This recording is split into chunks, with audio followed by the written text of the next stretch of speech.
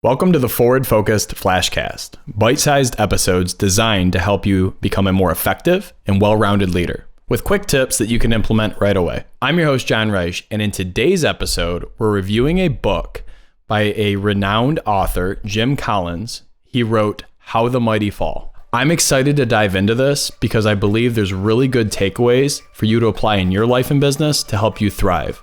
Let's dig in.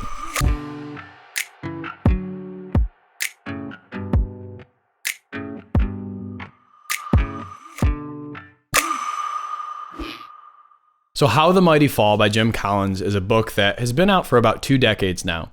What I like about it is it breaks up 5 stages of a company or organization, and it gives you warning signs or things to look for so you don't let success hold you back or ultimately lead to a downfall in your organization. So let's set up kind of the layout here, and then we'll get into it. So there's 5 stages. Number 1 is hubris, born of success. Hubris is like a really big focus on self-pride and confidence, okay? Number 2, that success leads to undisciplined pursuit of more. I want to do more. We can do more, month over month, year over year. 3, denial of risk or peril. 4, we start grasping for salvation, grasping for big ideas, that silver bullet to solve our problems. And then 5, the actual death, the actual spin down and demise of our company. So let's get into this. The first stage, hubris born of success. Great businesses can become insulated by success, right? You have the right people, you have a great culture, you have a service or product that is just, it's flying off the shelves, to use that language, and people love what you're doing, right? And you start to see profits come in, your revenues increase, and there's this idea of, man, I don't want to say we're too big to fail, but we just keep doing what we're doing. Could you imagine where we'll be in 5 years? And you start to hear that kind of language. Now, keep in mind, it's okay to celebrate success. You should. You should be celebrating the small wins and big wins in your business. But what you don't want to focus on is that focus on success replaces your core mission, your vision or values as a company. What got you to success.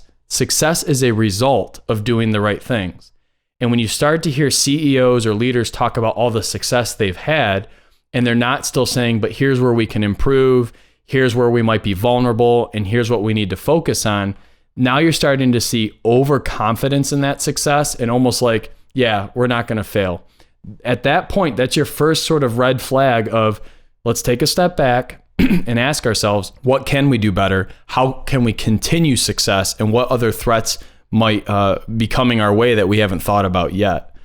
One other point on this line I thought was really good from the book. We're successful because we understand why we do these specific things and under what conditions they would no longer work. Do you see how there's context around that success now?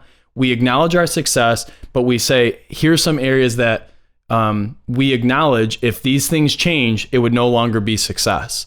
That is a healthy balance of success and praising that success. Okay, so now we're kind of overconfident and the company is thriving, it's cranking, and that might be for a series of years, right? We're not just talking about a couple months. And now we get into what's called the undisciplined pursuit of more. We're so great that we can do anything. More scale, more growth, more acclaim, more of whatever we define as success. And what happens here is companies specifically and leadership teams, they stray from the disciplined approach they needed, the grind, the work, the energy and efforts that led to that success. So when an organization grows beyond its ability to fill key seats with the right people and make sure they're trained appropriately and that there's transitional notes and there's clear benchmarks and there's goals that we attain over time, that's when we're setting itself up for a fall. Right? That's where we start to get a little bit of teeter-tottering back and forth, and we're not as stable in our foundation. Sometimes people mistake this piece here with complacency or resistance to change. What I have found is sometimes in an organization, if somebody is resistant to change or they're coming off as complacent, asking them deeper questions about what they've seen previously that's leading to their hesitancy today can be really good insight, and it can almost be the black hat, like the devil's advocate, if you will, of Well, before we try this new thing, let's talk about the last time we tried it and what we learned from that, right? So there needs to be a balance there, but the key on this one is, are you trying a new thing every single month? And do you see a pattern in your company where you try something and after 60 days or 90 days, you're trying something else and this one just kind of fades away? That's you teetering towards just this pursuit of more and not having a plan, a system to have sustainable growth. That's stage 2. Stage 3 is denial of risk or peril. As companies move into stage 3, profits are typically up. Revenue's the highest it's ever been. On paper, things look good, right? Yet there's warning signs that are mounting in the company. So I'll give you a couple examples. Maybe there's a disturbing data trend that we see. Maybe we've had a higher level of turnover at some entry-level positions in our company. Maybe we're starting to lose to some of our competitors. We're starting to lose business that we were just getting without even trying a couple years prior. And so you hear leaders say, oh, this is temporary. It's cyclical. This is seasonal. We're going to get through it. There's nothing to be worried about here. When in fact, those could be really healthy warning signs for you to take a hard look at the man in the mirror, the organization in the mirror, if you will, and say, what could we do differently? What's not working today that worked for us 3, 4, 5, 6 years ago? The other thing you'll hear is you start to hear those in power or those in charge blame external factors. Oh, the government raised rates, or our economy isn't as healthy as it could be, and that's why we're not having the growth that we desire. So it's always somebody else's fault. It's explained away as something that will pass. It's temporary. And when you start to see that and hear that, that is a really big trigger for you that we need to be looking harder at our organization and saying, what can we make adjustments to today, and then revisit those adjustments in 90 days. Don't fall victim to stage 3, because once you get past stage 3 into 4, now the pain for your company becomes real, and it's incredibly difficult to get back on track. Here's the final point on 3 as we get into stage 4. Final point on stage 3. When those in power begin to imperil the enterprise by taking outsized risks and acting in a way that denies any consequence of those risks, they're heading straight for stage 4, which is grasping for salvation. Stage 4, you're looking for that silver bullet.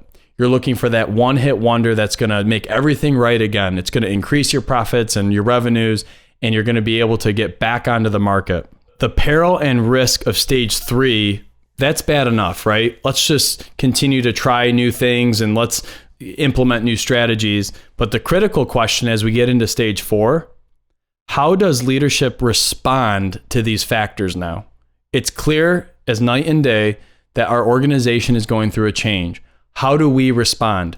By stage 4, you're still able to save your company. You're still able to readjust, right? If you use a boat analogy, if it's heading towards an iceberg, let's say, or some sort of thing that's not going to be good for your boat, you could still make an adjustment to the rudder and miss the object.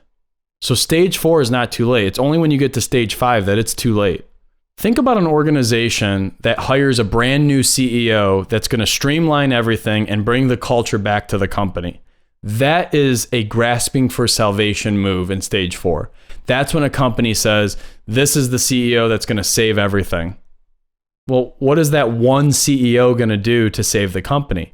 Unless that CEO comes in and does a rework of the books, does a strategic plan with the company, looks at all the key employees and says, here's my top performers down to my underperformers. There's so much behind that CEO, right? Just hiring a visionary leader isn't going to solve or save the company.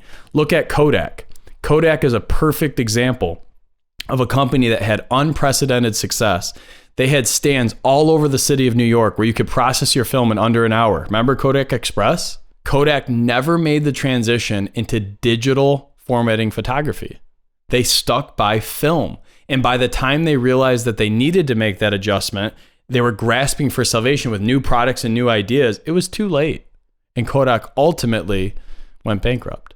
So once the organization's been grasping for salvation, these silver bullets, these big splashy moves. Remember, they're typically short-lived. They're temporary movements towards a positive change, and you fall back into that cycle because ultimately you're putting a Band-Aid over a wound that needs to be treated appropriately. And then what happens is you slide into stage 5. And this is where your company is going to die. The organization is not going to survive. The longer a company remains in stage 4, where they're grasping for big shot solutions and these silver bullet ideas, the more likely it will spiral downward. In stage 5, accumulated setbacks and expensive false starts erode financial strength or longevity and the individual spirit to believe in the purpose of the company or what solution will be laid out. In some cases, leaders just sell out altogether.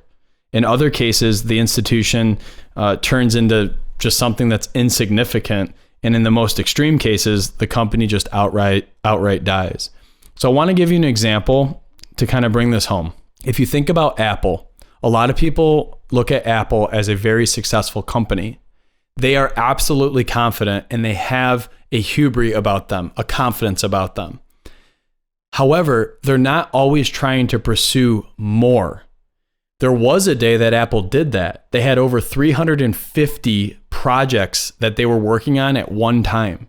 And when Steve Jobs came back into the company in his stint of round 2 as CEO, he took those 350 down to 10 projects, one of them being the iPhone.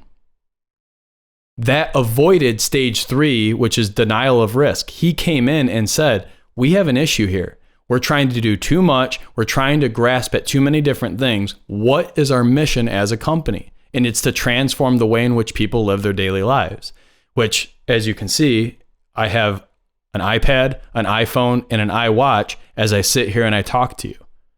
So if you think about what Apple's been able to do is they've remained relevant in transforming the ways in which people live their lives.